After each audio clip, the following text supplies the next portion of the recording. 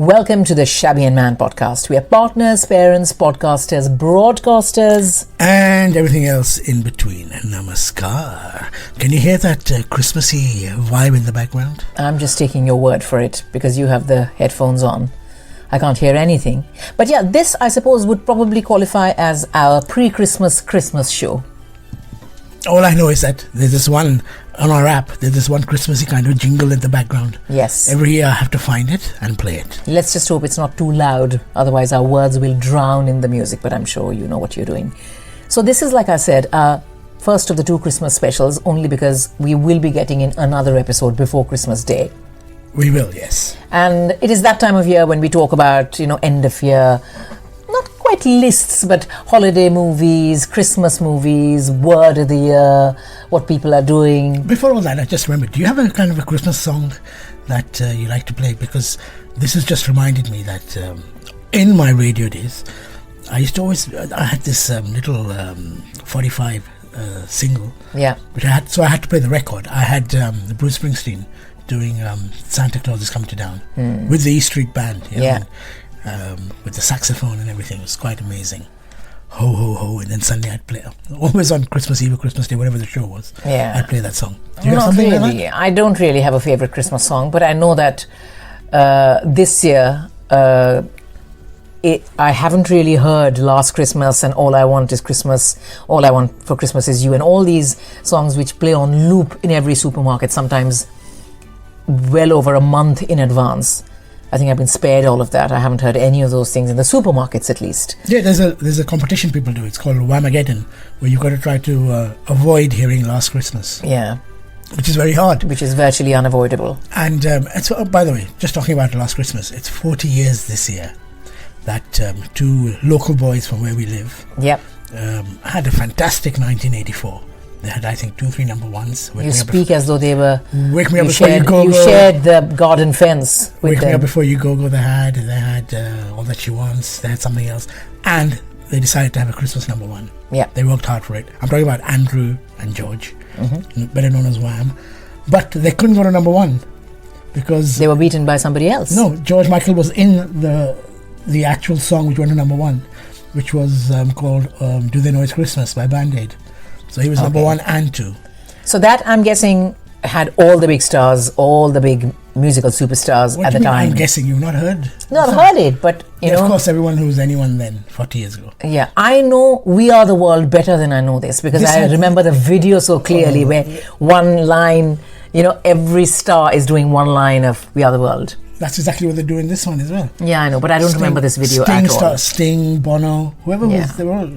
it's whatever you grew up watching, and whichever video stays in your mind. This one I know the song, but I can't recall the video at all. Well, one of the gentlemen who you always see in the supermarket downstairs, he sings a very famous line in it, Paul Young. Oh, yeah, that's true. He's a local celebrity, I suppose. So what were we talking about? Christmas songs. I feel that this year feels a little less Christmassy than other years, only because the weather has not really been very Christmassy. It's almost felt like spring on certain days. We've had 13, 14, 15 degrees even. It was 15 degrees in Southampton last week.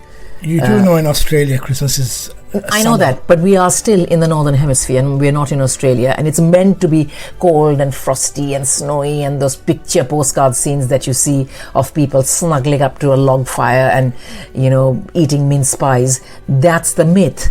That's what we expect Christmas time. What are you talking about? मैंने इतने mince pies खाए हैं. हाँ, वो तुम तो गर्मी में भी तुम खा सकते हो, तुम तो बीच पे भी बैठ के खा सकते हो, वो बात और है. But it hasn't, to me personally, it hasn't felt so Christmassy because the weather has not really been. But I think it's all changed from yesterday because we've had Storm Dara wreaking havoc all across the UK. It's been windy, rainy, stormy, blustery, and the temperature really plunges next week. So perhaps... So for you to feel Christmassy, you have to freeze. It has to be cold. It has to be cold. We're not Australians. That's exactly what I'm saying. We're not accustomed to a warm Christmas.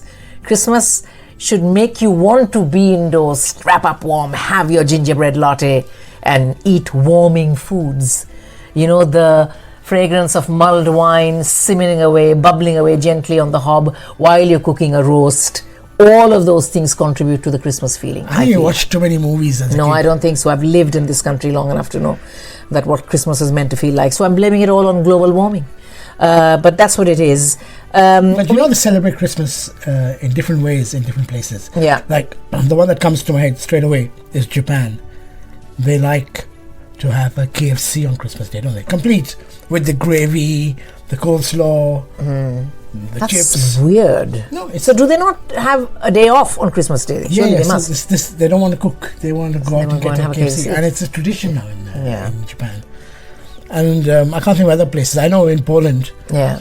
And actually quite a few Christian countries. European countries. They do it on Christmas Eve. Yeah. Their big dinner. Yeah, and not just that, they like to serve, in certain countries, 12 dishes, signifying the 12 apostles, and in some places, 13 dishes, the 12 apostles and Christ, Jesus Christ.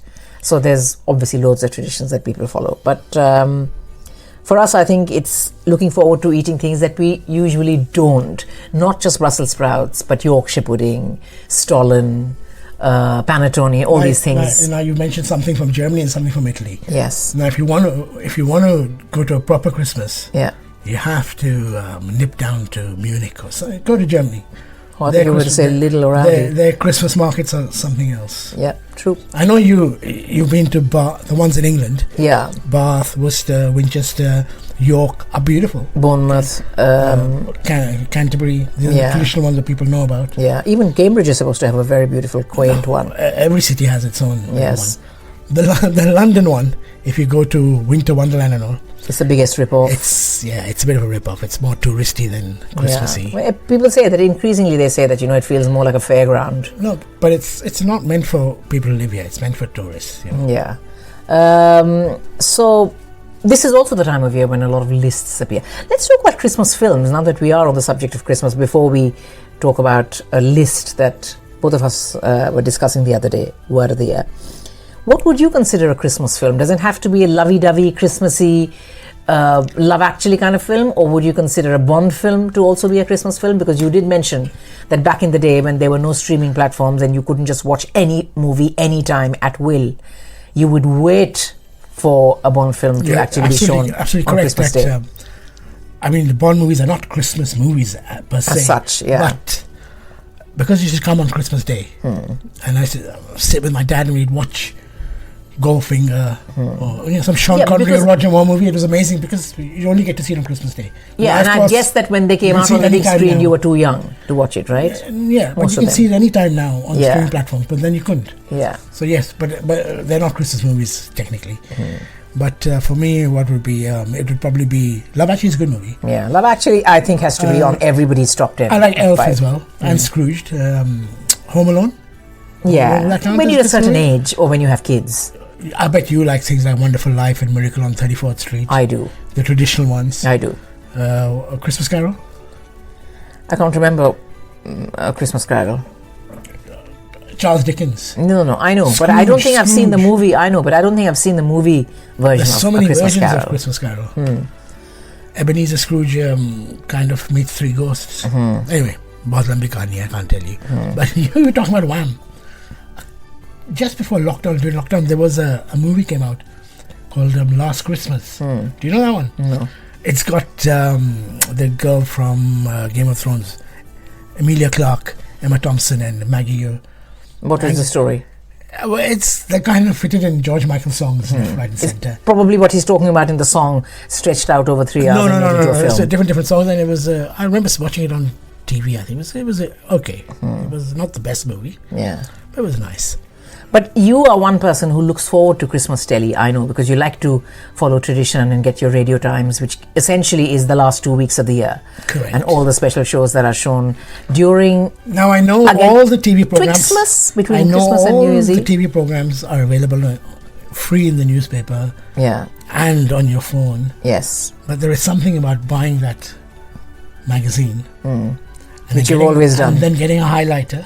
And working out what you're going to watch. What you're not going to watch, what you're going to record, what you're not going to record, and then not doing anything. Yeah, it gives you something to do, I suppose, in the Christmas period, something to look forward to. So Christmas telly is huge, also because many popular shows do Christmas specials, right? Like you have the end of the year quiz, you have every comedy classic comedy has a Christmas special. Christmas special. But even your University Challenge and all these people do Christmas specials. So it is actually great fun to watch.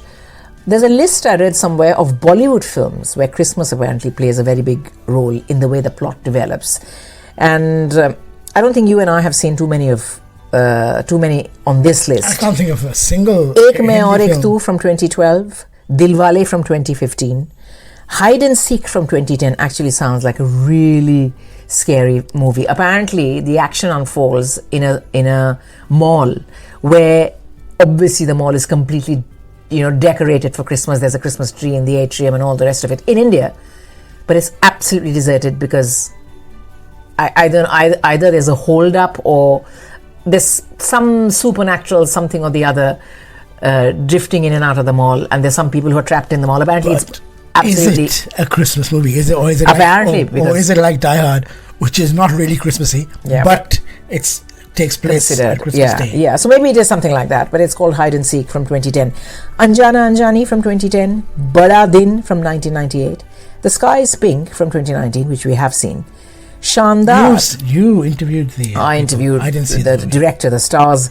Shandar from 1974, Bhavar from 1976, and of course the most obvious one from this Jan, Vijay Sethupathi and Katrina Kaif's film titled Merry Christmas, which is French noir. Which didn't come out at Christmas. Which didn't. It came out in Jan.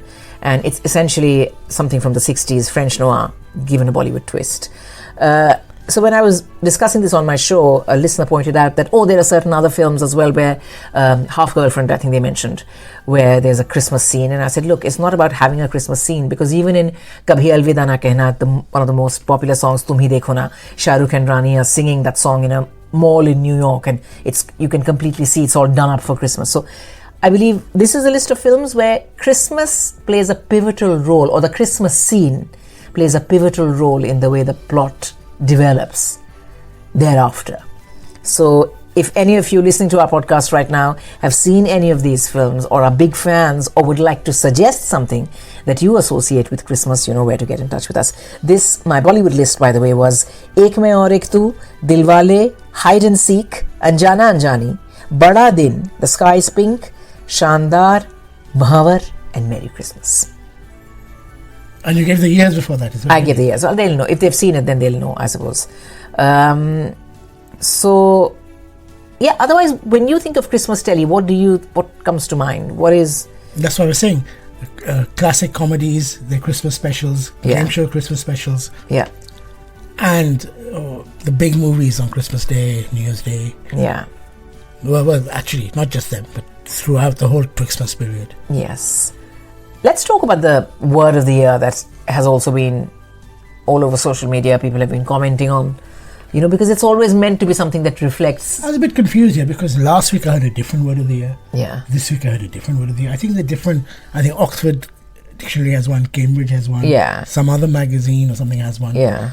But I think the general consensus is that the word of the year is brain rot. Yes, right? It is brain rot. And I think it's always something that has to do with popular culture. And they say that brain rot is defined as the supposed deterioration of a person's mental or intellectual state as a result of overconsumption of material, particularly online content, considered to be trivial or unchallenging. Essentially just mindlessly scrolling on social media. It's not a new word. No, it's not. But I'm sure it is something that either people mention a lot or do a lot, or it is a cultural reference in the same way that a few years ago, 5 years ago, 6 years ago, selfie became the word of the year. Because suddenly, even people of our parents' generation knew what a selfie was. Another word that was in this list. Yeah. Which made a lot of sense because it was so topical and relevant right now, was dynamic pricing. I had no idea what that meant. That way they put the prices up on the demand. Yeah, and you said that it was especially in the light of... Especially, when people were on the queue to get Oasis tickets and the prices kept going up. Yeah. And when that happened, there was this huge furore. Yeah. The government even waited. No, but it wasn't just the ticket prices, even the hotel prices and everything else was rising. That always happens, but this time the dynamic pricing was too much. And it really agitated a lot of people. Another word on the same list of, I suppose, words that describe what society is either experiencing or battling at the moment is romantasy. Apparently, it's something that people... Romantasy? A romantasy, which is a genre of fiction combining fantasy and romance. See, romantasy. In previous times, people would just call it a fantasy fiction or something, right? Whatever, but romantasy is the word. And there's another word apparently on the list, which is called slop. It is a term to describe poor quality art and writing generated by using AI. Oh, this is very sloppy. It's very sloppy. Which Very is new, essentially, no new words. just putting AI down. That's what it is. No, but this is not meant to be like a word that has just been invented. It's not always the same. It's just a word which people have used. I'm sure there is a...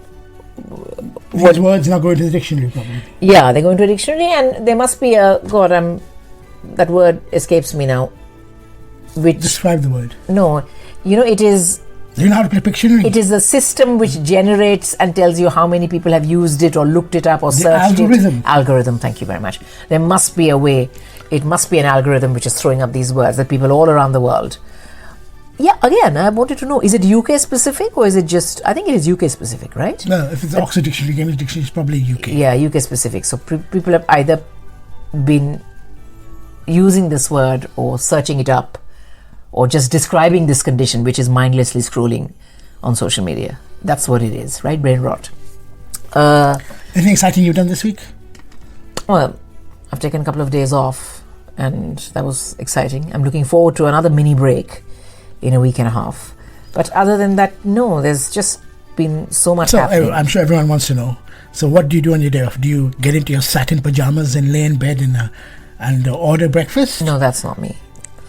Even on my days off, I get out of bed at 6:30, and I like to be quite active. I've been trying to get sympathy from everybody. I've been telling everybody that I've had a 13-day week. For people who don't know, she likes to get up in the morning, get a bottle of Dettol or any other antiseptic, and a sponge. Yes, and clean. And clean. Yeah, that's true. That is my dream, to sort and clean and hoover and mop.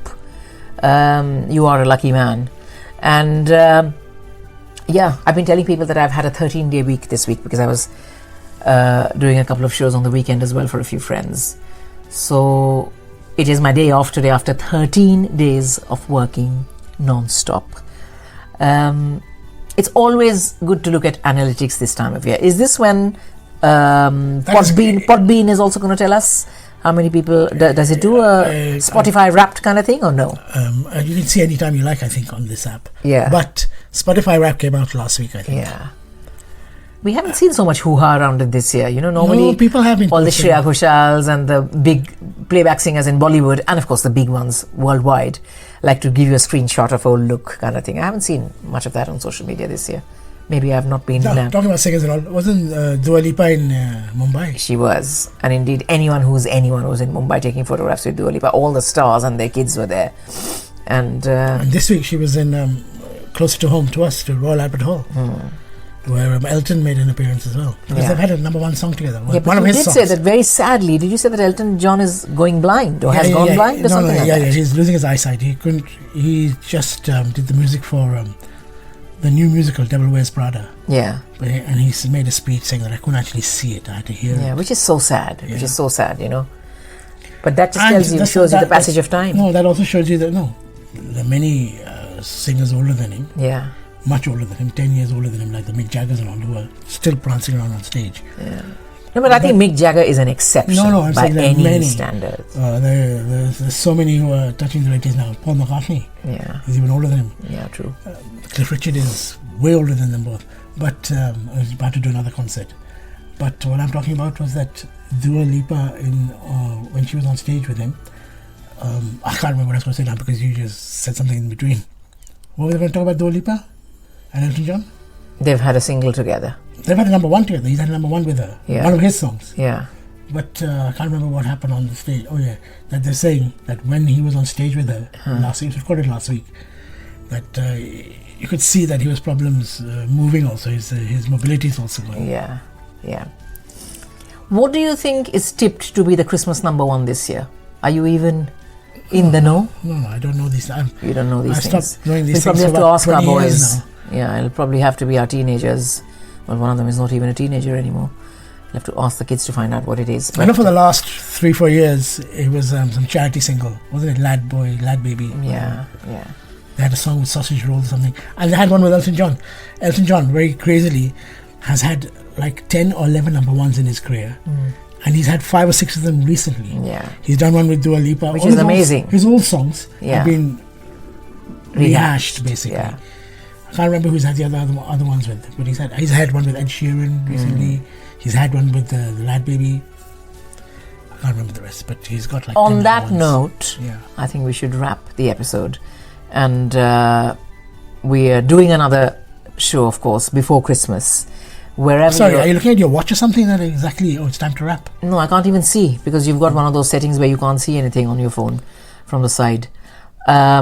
So you know that we've got another episode coming, and you also know that is probably when we'll also look at a few end of year lists, because I love to look at lists, the most number of movies, who made the most amount of money, who's had the most number of hits, box office hits. I'm talking about Bollywood here mainly, but it will be good to hear from you. दुनिया के जिस भी कोने से आप हमें सुनते हैं, अगर आप सुनते हैं तो हमें सोशल मीडिया पर भी ज़रूर फॉलो कीजिएगा और हमें बताइएगा ज़रूर what you enjoy about the podcast, and if there's anything in particular that you'd like us to talk about. Simple as. Should we say bye-bye then? I was going to say Merry Christmas, but it's too early for Merry Christmas. Happy Holidays, no, too early for that as well. It'll have to be a bye-bye then. It'll have to be bye-bye till next time. Next when time. We'll say Merry Christmas. And are we going to do one of those things where we do our resolutions? I think we should. No, we've done it every year. We're too old for resolutions now. We've done it every year, nothing has changed. Yeah, true. But we can still try it. Yes. Okay then, till next time. Bye-bye now. Bye-bye.